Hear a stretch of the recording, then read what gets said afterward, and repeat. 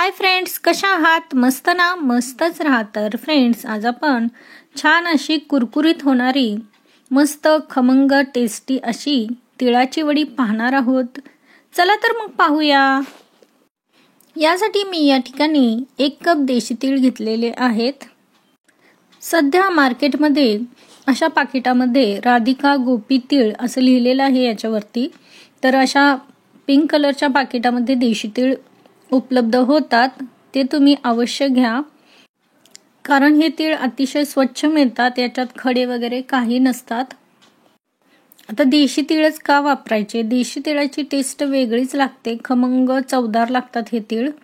त्यामुळे मी हे तीळ घेतलेले आहेत आणि हे तीळ मस्त असे खमंग खरपूस भाजून घ्यायचे आहेत. एकदम लालसर होईपर्यंत भाजायचे नाहीत. जस्ट असा थोडंसं फुलवून घ्यायचं आहे.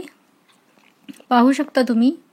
आणि कच्चे देखील ठेवायचे नाहीत. आता हे व्यवस्थित भाजलेले आहेत. आता मी काढून घेत आहे. असे चटचट उडायला लागले तीळ की समजायचं ते भाजलेले आहेत. आता तीळ काढून घेतलेले आहेत. आता आपण यासाठी गुळाचा पाक बनवून घेऊ. कढईमध्ये 1 चमचा तूप घ्यायचं आहे. तूप घेतलं नाही तरी देखील चालेल. यामध्ये 1 कप तिळासाठी बरोबर 1 कप गूळ मी घेतलेला आहे आणि थोडंसं 2 चमचे पाणी टाकायचं आहे, कारण की गूळ लगेच टाकल्या खाली तळाशी लागू नये म्हणून. आता मंद गॅसवर आपल्याला हे मिश्रण वितळवून घ्यायचं आहे आणि आपल्याला याचा पाक बनवायचा आहे. तर गॅस जराही मोठा करायचा नाही आणि सतत ढवळत राहायचं आहे, जेणेकरून गूळ तळाशी चिकटून करपणार नाही. व्यवस्थित सर्व गूळ वितळवून घ्यायचा आहे. हळूहळू गूळ वितळून त्याला असा फेस यायला सुरुवात होते. गॅसची फ्लेम मी मंदच ठेवलेली आहे. 5 मिनिटानंतर आपण चेक करून घ्यायचं आहे की गुळाचा पाक बरोबर झालेला आहे की नाही. आता आपण चेक करून घेऊ की पाक कुठपर्यंत आलेला आहे. एका वाटीमध्ये मी पाणी घेतलेलं आहे. आता मी दाखवते तुम्हाला. असा तोडून पाहायचा. जर अशा पद्धतीची तार आली तर पाक कच्चा आहे असं समजायचं. पुन्हा थोडा वेळ गॅस चालू ठेवायचा. नंतर थोड्याच वेळात याचा कलर चेंज व्हायला सुरुवात होते. एकदम ब्राऊन कलर यायला सुरुवात होते. जेव्हा हा कलर चेंज होऊन ब्राऊन कलर यायला सुरू होईल आणि चिक्कीचा जो कलर असतो डार्क ब्राऊन कलर आला की समजायचं की आपला पाक तयार झालेला आहे. आता पाहू शकता तुम्ही की कलर कसा चेंज झालेला आहे. आता खूप जास्त वाट बघायची नाही. पटकन पाण्यामध्ये चेक करून घ्यायचं की बरोबर पाक झालेला आहे की नाही.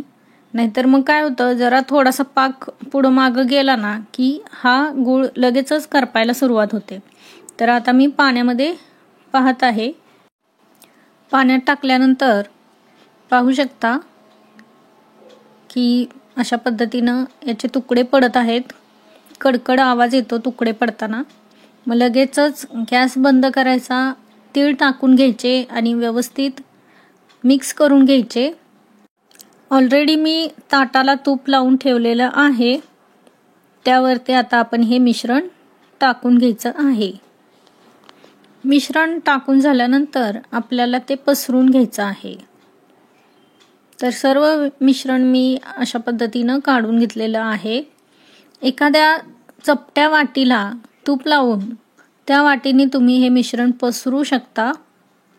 तर मी या ठिकाणी लाटण्याचा वापर करून हे मिश्रण पसरून घेणार आहे. लाटण्याला मी ऑलरेडी तूप लावलेलं आहे, म्हणजे मग मिश्रण लाटण्याला चिकटणार नाही. तर या पद्धतीनं मी जितकं पातळ लाटता येईल तितकं हे लाटलेलं आहे. पाहू शकता. जितकं पातळ लाटेल ना तितकं ही वडी कुरकुरीत होते. तुम्हाला जाड ठेवायची असेल तर तुम्ही जाड देखील ठेवू शकता. तर पाहू शकता कशा पद्धतीनं मी हे व्यवस्थित पसरवलेलं आहे.